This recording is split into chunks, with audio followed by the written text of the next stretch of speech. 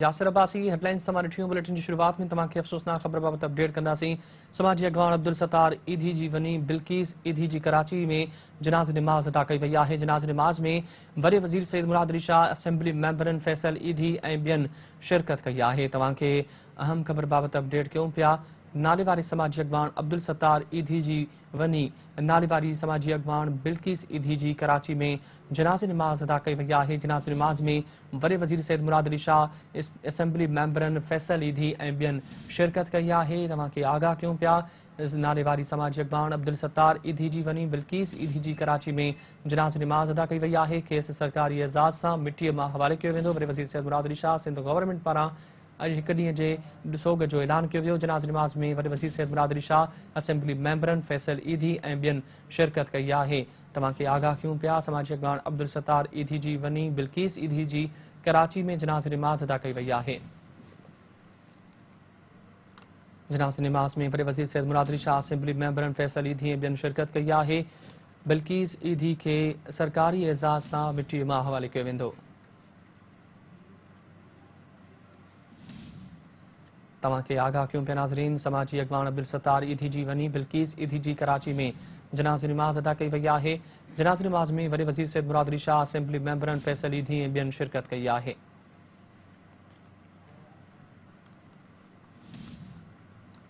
तव्हांखे अफ़सोसनाक ख़बर बाबति अपडेट कयूं पिया। नाले वारे समाजी अॻवान अब्दुल सत्तार ईदी जी वनी बिल्किस ईदी जी कराची में जनाज़ नमाज़ अदा कई वई आहे। जनाज़ नमाज़ में वॾे वज़ीर सैयद मुराद अली शाह, असेंबली मेंबरनि फैसल ईदी ऐं ॿियनि शिरकत कई आहे। दुआ घुरी वई आहे जॾहिं त खेसि सरकारी एज़ाज़ सां मिटीअ मां हवाले कयो वेंदो। अॼु सिंध गवर्नमेंट पारां हिकु ॾींहं जे सोग जो ऐलान कयो वियो आहे। नाले वारे समाजी अॻवान अब्दुल सत्तार ईदी जी वनी बिल्किस ईदी कराची में जनाज़ नमाज़ अदा कई वई आहे।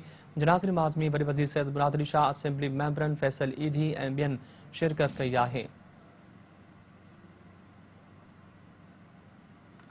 तव्हांखे ख़बर ॾियूं पिया। नाले वारे समाजी अॻवान अब्दुल सत्तार ईदी जी वनी बिल्किस ईदी कराची में जनाज़ नमाज़ अदा कई वई आहे। जनाज़ नमाज़ में वॾे वज़ीर सैयद मुराद अली शाह, असेंबली मेंबरनि फैसल ईदी ऐं ॿियनि शिरकत कई आहे।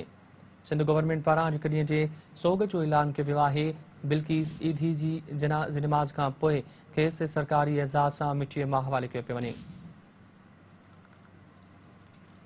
तव्हांखे अपडेट कयूं पिया। नाले वारे समाजी अॻवान अब्दुल सत्तार ईदी जी वनी बिल्किस ईदी जी कराची में जनाज़ नमाज़ अदा कई वई आहे। जनाज़ नमाज़ में वॾे वज़ीर सैयद मुराद अली शाह, असेंबली मेंबरनि फैसल ईदी ऐं ॿियनि शिरकत कई आहे। सिंध गवर्नमेंट पारां हिकु ॾींहं जे सोग जो ऐलान पिणु कयो वियो आहे। जनाज़ नमाज़ खां पोइ दुआ पिणु घुरी वई आहे, जंहिंखां पोइ सरकारी एज़ाज़ सां बिल्किस ईदी खे मिटी मां हवाले कयो वेंदो। इंसानियत जी ख़िदमत कंदड़ समाजी अॻवान अब्दुल सत्तार ईदी जी वनी बिल्किस ईदी कराची में जनाज़ नमाज़ अदा कई वई आहे। जनाज़ नमाज़ में वॾे वज़ीर सैयद मुराद अली शाह, असेंबली मेंबरनि फैसल ईदी ऐं ॿियनि शिरकत कई आहे। सिंध गवर्नमेंट पारां हिकु ॾींहं जे सोग जो ऐलान कयो वियो आहे। गॾो गॾु बिल्किस ईदी जी तदफ़ीन सरकारी एज़ाज़ सां कई वेंदी।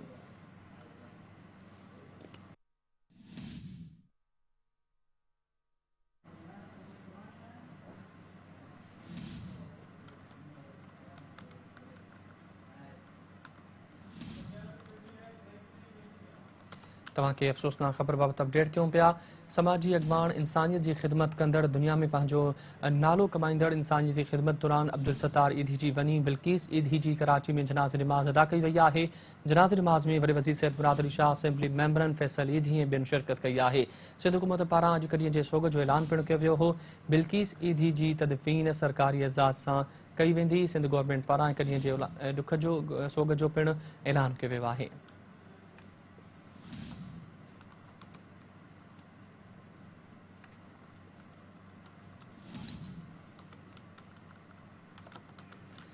जी नाज़रीन, हींअर असांखे जॉइन किया है, उन्हनि खे आगाह कंदासीं त दुनिया में समाजी ख़िदमत में पंहिंजो नालो कमाईंदड़ अब्दुल सत्तार ईदी जी वनी बिल्किस ईदी जी कराची में जनाज़ नमाज़ अदा कई वई आहे। जनाज़ नमाज़ में वॾे वज़ीर सैयद मुराद अली शाह, असेंबली मेंबरनि फैसल ईदी ऐं ॿियनि शिरकत कई आहे। सिंध गवर्नमेंट पारां हिकु ॾींहं जे सोग जो ऐलान पिणु कयो वियो आहे।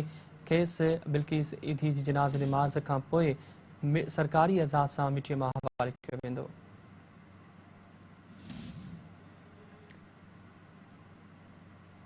इंसानियत जी ख़िदमत जे लाइ दुनिया में नालो कमाईंदड़ समाजी अॻवान अब्दुल सत्तार ईधी जी वनी बिल्किस ईधी जी कराची में जनाज़े निमाज़ अदा कई वई आहे। जनाज़े निमाज़ में वॾे वज़ीर सैयद मुराद अली शाह, असेंबली मेंबरनि फैसल ईधी ऐं ॿियनि शिरकत कई आहे।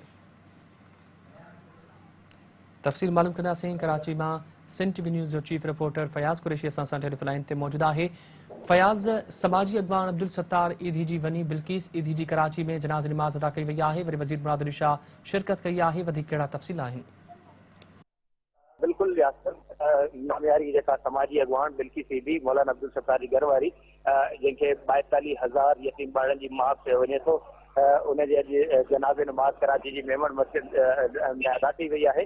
न सिर्फ़ जनाज़े नमाज़ में सिंधी वॾे वज़ीर सैयद मुराद अली शाह शिरकत कई आहे, बल्कि गॾोगॾु उन्हनि सां सिंध काबीना जे केतिरनि ई सूबाई वज़ीरनि जेके उन्हनि पिणु शिरकत कई आहे जनाज़े नमाज़ में। ऐं हिन जनाज़े नमाज़ में गॾोगॾु IG Sindh Mushtaq Mahar, chief secretary Sindh Suhail Rajput, Karachi police chief Ghulam Nabi Memon समेत केतिरा ई आला अमलदार पिणु हिन नमाज़ में मौजूदु हुया।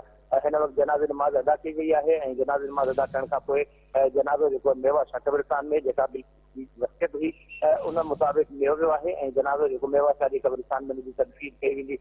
नामियारी जेका समाजी अॻवान आहे बिल्किस ईदी, उनजी ख़िदमतुनि जी जेकॾहिं ॻाल्हि कजे त हुन न सिर्फ़ इंसानियत जी ख़िदमत में बहितरीन किरदारु अदा कयो, बल्कि पाकिस्तान सॼे में जिते यतीम ॿार जेके आहिनि जिन को सहारो न हुयो, उन्हनि जी न सिर्फ़ माउ बनी ख़िदमत कई, बल्कि 42,000 खां वधीक जेके ॿार मासूम जेके यतीम हुया उन्हनि जी कफ़ालत कई। उन्हनि न सिर्फ़ उन्हनि जी कफ़ालत कई, बल्कि उनखे सांडे निपाए वॾो करे पढ़ाए तालीम कराए तालीम ॾियारे उन्हनि जी शादियूं पिणु कयूं। हिन हवाले सां इहे दुनिया जी तारीख़ में हिकिड़ो वॾो किरदारु आहे जेके न सिर्फ़ दुनिया सॼी न सिर्फ़ यादि रखंदी, बल्कि अहिड़ो किरदारु तारीख़ में अनोखो मिलणु न सिर्फ़ मुश्किल आहे, बल्कि इहो मिसाल आहे दुनिया जे लाइ त अहिड़ा माण्हू जेके इंसानियत जी ख़िदमत कनि था उन्हनि खे न सिर्फ़ दुनिया में मक़ाम ॾिए थी, इज़त ॾिए थी, बल्कि उनजो जेके आख़िरत में मनसब ऐं मुक़ाम हूंदो उनजे हवाले सां पिणु हिन जनाज़े में शिरकत कंदड़ जी जेका तइदाद आहे उन मां लॻाए सघिजे थो त उन्हनि खे माण्हू केतिरी दिलियुनि सां चाहिनि था। मुख़्तलिफ़ सियासी समाजी शिरकत हुन जनाज़े में शरीक हुयूं। गुलदस्तनि जो हिकिड़ो वॾो तइदादु हुयो जेको जनाज़े मथां चाढ़ियो वियो, गुलनि जी चादरूं चाढ़ी वियूं ऐं हिन वक़्तु जनाज़ो जेको पंहिंजी आख़िरी मंज़िल जेको मेवा शाह कब्रिस्तान आहे उन तरफ़ रवानो आहे। फयाज़, वरी महिरबानी, अव्हां तफ़सीली आगाह कयो।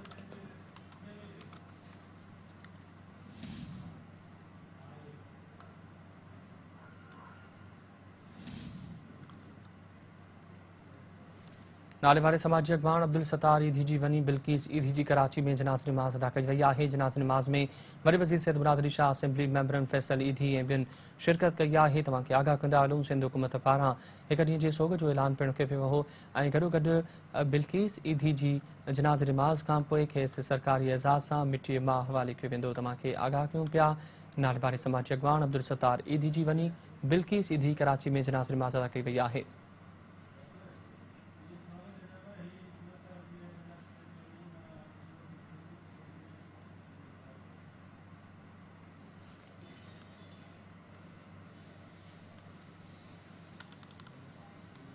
जे नाज़रीन हींअर असांखे जॉइन कयो आहे, उन्हनि खे आगाह कंदासीं। नाले वारे समाजी अॻवान अब्दुल सत्तार ईधी जी वनी बिल्किस ईधी जी कराची में जनाज़े निमाज़ अदा कई वई आहे। जनाज़े निमाज़ में वॾे वज़ीर सैयद मुराद अली शाह, असेंबली मेंबर फैसल ईधी ऐं ॿियनि शिरकत कई आहे।